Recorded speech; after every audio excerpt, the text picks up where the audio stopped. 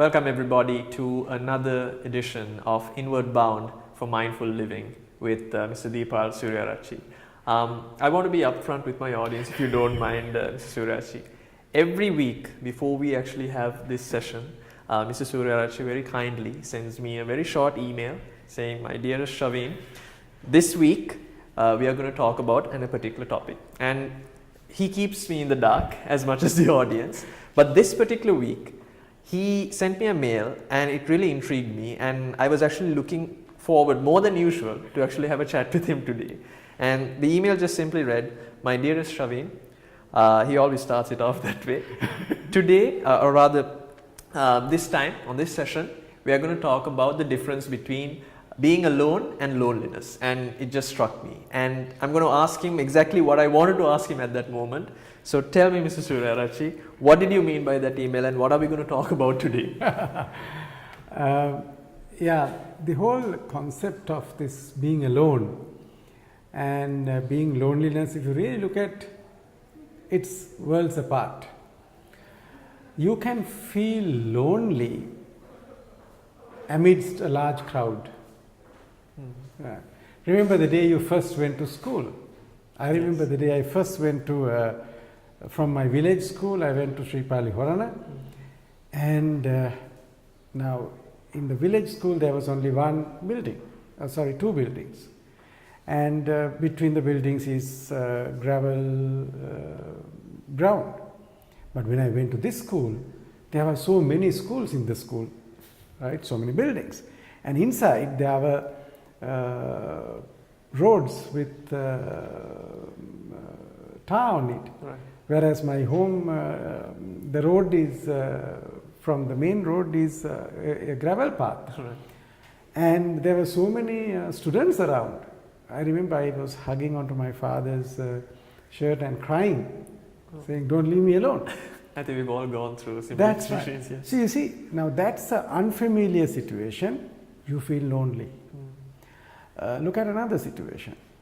You sometimes, if you are not a very extrovert person, you go to a place like a function and you look around, and if you don't find somebody that is known to you, you suddenly feel you are alone. Yeah.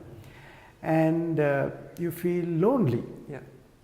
Or sometimes you have something really bothering you and you are not happy. When everybody else is happy, you feel lonely. Yeah. And in another context, let's say you are in an official or a business meeting, and everybody else is taking a view completely different to your view. Yeah. And then you are amidst this crowd, but you feel lonely. Right? So loneliness is something that happens to you without your liking. But on the other hand, being alone is a choice. There are many moments in all our lives we have said, "Please leave me alone." Sometimes we have said it in very angry modes, "Please leave me alone." But what we say is, to be alone is a choice. Right. Yeah. I opt to be alone. Whereas in that moment I have a choice to be with the crowd. Yeah. But I opt to be alone because I wanted that little space for me. Right. It's more psychological space. And when we are not happy with the place, that's a place where you feel very uncomfortable. That is when you feel lonely. Yeah. And when you are happy, you are absolutely comfortable and content, then you can be alone. And being alone is a very important skill, I would say. Ability to be alone.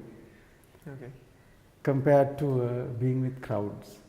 So that's the kind of broad two definitions. One is loneliness is something that happens to you because of circumstances. And in all those moments you feel small, you feel sad, you feel dejected, difficult, and you feel not so happy. I think you brought out a point that, if I may, Suryaji, what you're suggesting also is that as human beings, as people, we intrinsically want to be associated with people and we want to be in crowds. Yes. So it's difficult for us to understand sometimes, okay, I'm alone, and the choice of being alone and how that differentiates. That's what you're trying to get at. I think it's an innate need also to be with people. We are a very news-seeking animal. Yeah. When, I mean, you know, for example, say, if a big sound comes, you know, maybe like if somebody lights a cracker. Yeah. Those days it was bombs. When a bomb goes, all the birds, they fly away from it. But we go in to see what has happened. Yes. So this inquisitiveness, I think, is also part of wanting to be with, and we are a social animal. Therefore, yeah. I'm not saying there's nothing wrong of being. That's the nature of That's the nature, and you need to do that. But in that case, how can you feel lonely when you are amidst that large crowd in the situation you sit? Yeah, that's right. So it is not the number of people who are around with you, it is your mental state.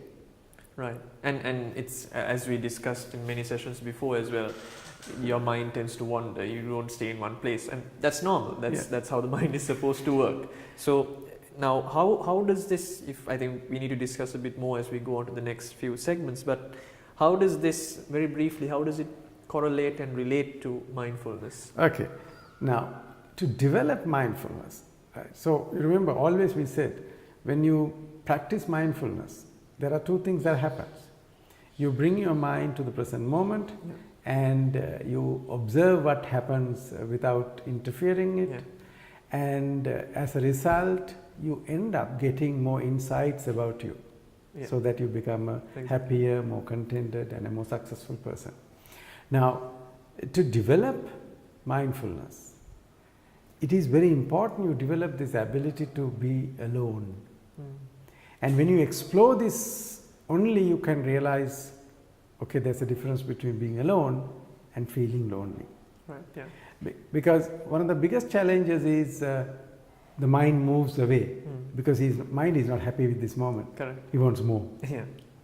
So at one point or another, what you're suggesting is that it's not wrong. This is how the nature of the mind is. It's just that we need to be comfortable with ourselves, and when we are at that point, we will realize to ourselves that, look, it's not that I'm being, I don't feel lonely, it's just that by choice I'm being alone so that I can focus and do that which I need to. I think there's a lot more that we need to cover, but right now we'll take a quick break and we'll be right back.